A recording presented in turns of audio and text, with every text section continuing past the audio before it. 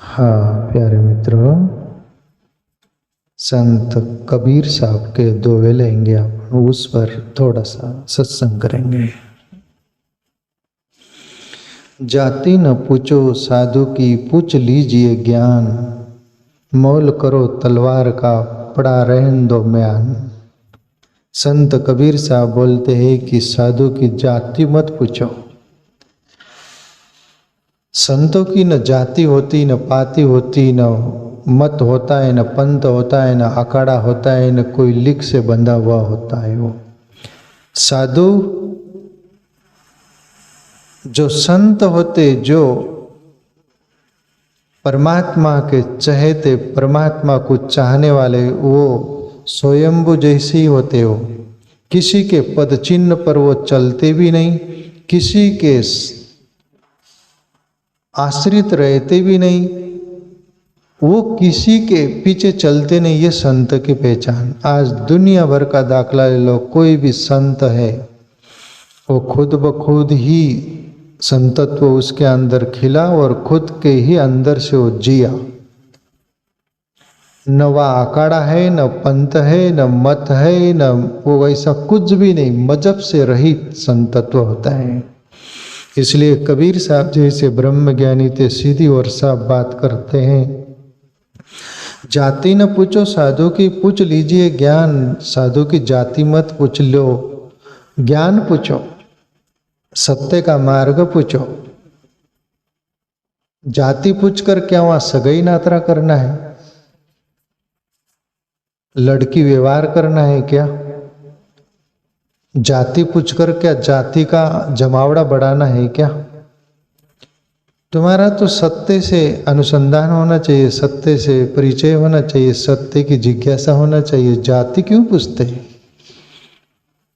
हमारे भी जीवन में कभी देखा है हमने जाति पूछते हुए, पर वह ऐसा लगा अंदर कि तुम शरीर तक सीमित हो, शरीर के व्यवहार तक सीमित हो, आत्मा तक नहीं। वो होता है अंदर।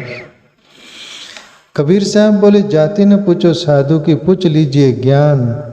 ज्ञान पूछो, आपने सत्य को अनुभव किया है, हम भी कर सकते हैं क्या?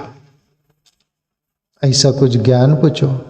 जीवन जीने का कला कुछ सीखो, कुछ ऐसी बातें पूछो जिसमें तुम्हारा अपना आत्मकल्याण हो। ये फालतू की बात है, जाति पाति की न पूछिएगा। कबीर साहब भी बोलते हैं, मोल करो तलवार का, पड़ा रहन दो म्यान। जैसे तलवार जो है, वो तलवार की कीमत करो, म्यान की नहीं। जैसे म्यान होती वो तलवार में, वो तलवार म्यान में डाल दे, उसका कवर, उसका कवर जो आता है ना, वो म्यान बोलते उसको। तो म्यान की जरूरत है तुम्हें कि तलवार की? तलवार काम आएंगी कि म्यान? तलवार आएंगी ना, तो उसका मोल करो, उसकी कीमत करो, म्यान की मत करो। कुछ लोग होते हैं म्यान की कीमत करने वाले, बार बार का। जैसे कहीं कार्यक्रम हो तो, भंडारा हो तो, क्या भंडारा था, कितना भोजन अच्छा था, कितने लोग थे, वो संत क्या सत्संग किया उसके बारे में कोई नहीं बोलता। कितने लोग थे, क्या भंडारा था, ज्ञान का कोई नहीं पता। तो हम बार बार म्यान जैसे देखते हैं।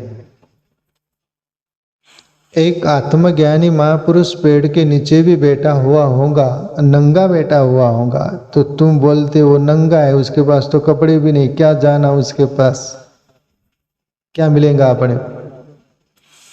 जहाँ बहुत बड़ा आश्रम हो, तामझाम हो, सब चकाचक हो, और तुम भी वही दिमाग के लोग हो, तो हाँ या कुछ है, तुम्हारे लायक कुछ हो तो तुमको पसंद आता है। क्यों? तुम भी आदर पदर हो, सब आदर पदर मामला हो, तो तुम बोलते हैं बराबर। पर कबीर वो बात नहीं बोल रहे, कबीर अंदर की बात बोल रहे। अंदर की बात पूछो।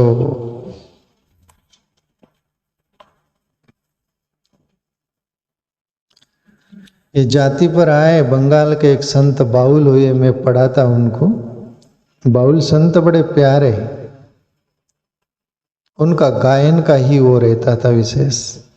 बाउल संत से भी उनके एक पद में आता है, किसी ने पूछा कि आपकी जाति क्या है, तो बाउल संत बोले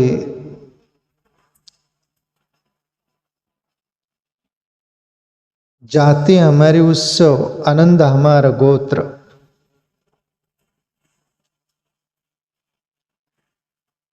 जाति हमारा उत्सव, आनंद हमारा गोत्र। बोले ऐसी बात बोली उन्होंने कि वो ईश्वरी हमारी जाति है और आनंदी हमारा गोत्र है। ये बार का नहीं बोला उन्होंने।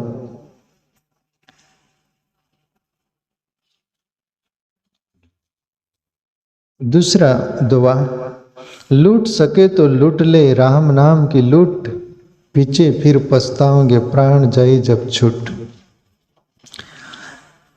लूटना हो तो हम बहुत मालगाड़ी भी लूट लेते, हम ट्रक भी लूट लेते। लूटना हो तो किसका घर भी लूट लेते। लूटना हो तो लोगों का रिंग चेन भी लूट लेते और पैकेट बटवा भी मार देते, वॉलेट। ये लूटने में हम माहिर है दूसरों को, पर ये लूटना तो एक साधारण चीज हुई। कबीर साहब उससे नाखुश है और कोई भी ईश्वर को अनुभव किया महापुरुष इस बातों से खुश नहीं होगा, उससे खुश होगा जो तुमने शाश्वत चुना। राम नाम की लूट है, लूट सके तो लूट, अंत समय पछताएगा जब प्राण जाएंगे छूट। जिंदगी में प्यारे मित्रों, हमारा मूल्यवान जो ईश्वर की भक्ति किए, नामस्मरण किए, ध्यान किए, हमारा आत्म उद्धार का जो था साधन सब कुछ, उसको हमने अपना कर उस पर हम चले ना, तो वही सच्ची लूट है। बाकी ये लूट जो है तुम्हारा शरीर तक, मन तक, इंद्रिय तक सीमित है और उससे परे सत्य है। तो उसकी बंदगी और भक्ति करो, वो तुम्हारा अपना होगा। एक बार कहते हैं कि सिद्धार्थ गौतम बुद्ध हुए ना, बुद्ध के पास एक कुटुंब परिवार आता है, बड़ा परिवार था और उनके जो मुखिया थे वो बुद्ध के भक्त थे। तो वो बोलते हैं बुद्ध को, बुद्ध को सबका परिचय देते। सबसे पहले अपने पिताजी का बोलते, फिर माँ का बोलते, फिर भाइयों का, पूरा परिवार का बोलते हैं। और बोलते कि बुद्ध से बोले बनते, ये मेरा पिताजी 3 साल का है, बोले था 70 साल का। माँ मेरी 1.5 साल की है, बोले अभी वो भी 65 के ऊपर ही होगी। पत्नी के बारे में बोला ये तो 1.5 महीने की है, बोले पत्नी 40-45 साल की होगी। बच्चे थे उनके बारे में बोला ये 8 दिन का है, ये 15 दिन का है, ये 2-3 दिन का है, जो भी ऐसे सब क्रमशः बोलते हैं। तो बुद्ध बड़े विस्मित हो गए, आश्चर्य से भर गए। कमाल है। आखिरी पूछे बुद्ध कि भाई तुम्हारा पिताजी तो बहुत वयस्कर 70-75 के लगते, वो कैसे इतना कम 3 साल के? ये पूरा माँ से लेकर सबसे पूछे।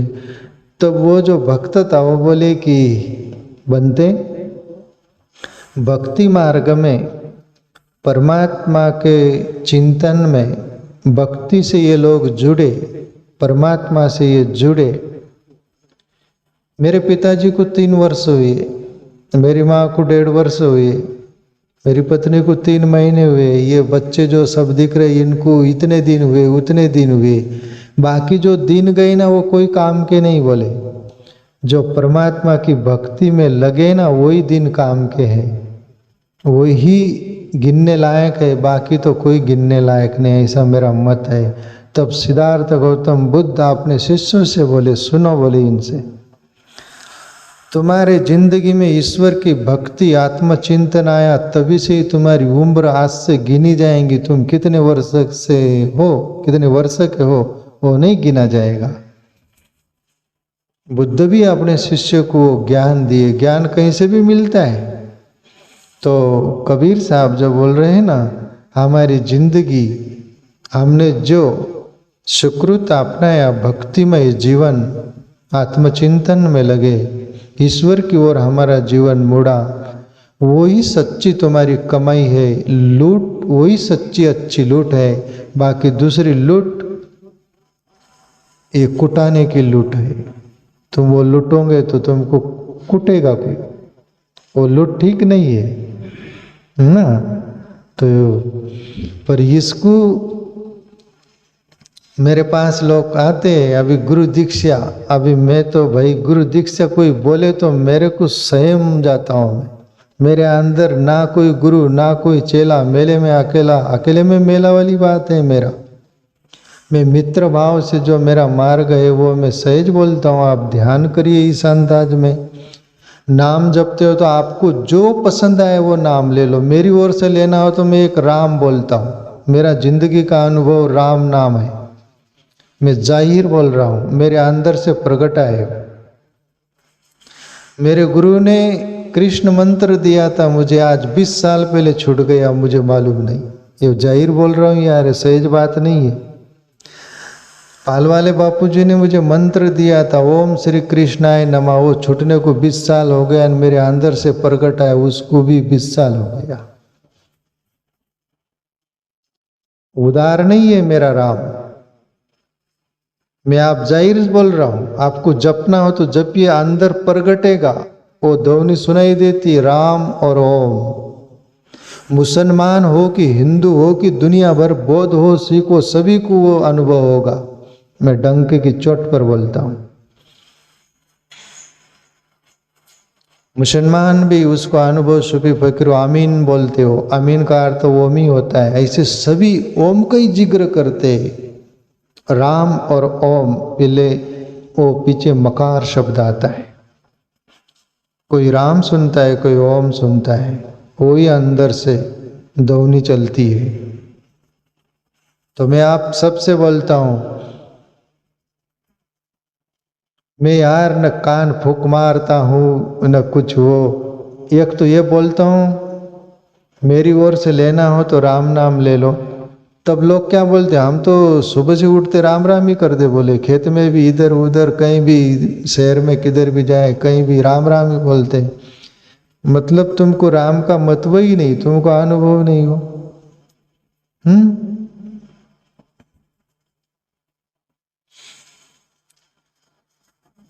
तो यहाँ कबीर साहब भी वही बात बोल रहे, लूट सके तो लूट ले, राम नाम की लूट, पाचे फिर पछताओगे प्राण जाए जब छूट। प्राण चले जाएंगे प्यारे मित्रों, तब तो तुमको कोई बोलने को भी और पछताने को भी नहीं रहा। पर जब प्राण निकलने का समय रहेगा, तब यदि तुम्हारे में सद्बुद्धि होगी, कोई समझ होगी थोड़ी पार, तो थोड़ा पछतावा आएगा कि अपन ने जिंदगी में ईश्वर का नाम नहीं लिया, भक्ति नहीं की, ये पछतावा होगा। एक दुआ और ले लें। धीरे धीरे धीरे रे मना, धीरे सब कुछ होए, माली सिंचे सो घड़ा, ऋतु आए फल होए। कबीर साहब उदाहरण माली का देते हैं। धीरे धीरे धीरे रे मना, धीरे सब कुछ होए, माली सिंचे सो घड़ा, ऋतु आए फल होए। माली यदि बोले बोले मेरे को आज ही फल फूल चाहिए, आज ही मैं 100 घड़ा पानी दे देता हूँ पेड़ को, एक ही दिन में पेड़ बड़ा हो जाएगा, फल फूल आ जाएंगे, इम्पॉसिबल। ऐसा ही बोले धीरे धीरे धीरे रे मना, धीरे सब कुछ होए। बोले धैर्य रखना, जीवन में अपना कार्य कर्म करते रहना, पूरे प्राण से करना, उसका फल सुनिश्चित मिलना है। जितना भी जो कुछ मिले उसको स्वीकार करना, बाकी उतावलापन मत करना। कहीं के लोग होते उतावलापन, हमने इतना किया क्यों नहीं मिला, केस कर दे ईश्वर पर, परमात्मा पर फरियाद कर दे।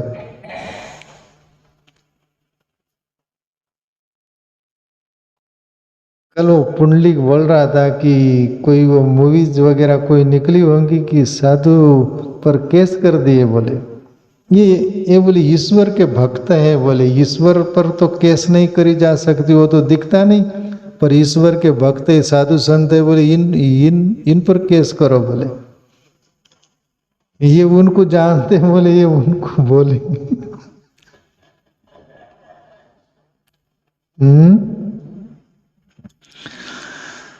तो धीरे धीरे धीरे रे मना धीरे सब कुछ होए, माली सिंचे 100 घड़ा ऋतु आए फल होए। प्यारे मित्रों, हर बात का समय सुनिश्चित रहता है, तुम्हारा अपना कर्म का भी सुनिश्चित समय आने पर फल मिलता है, फिर वो भला हो कि बुरा हो। तो धैर्य रखते हुए हम सब कर्म करें।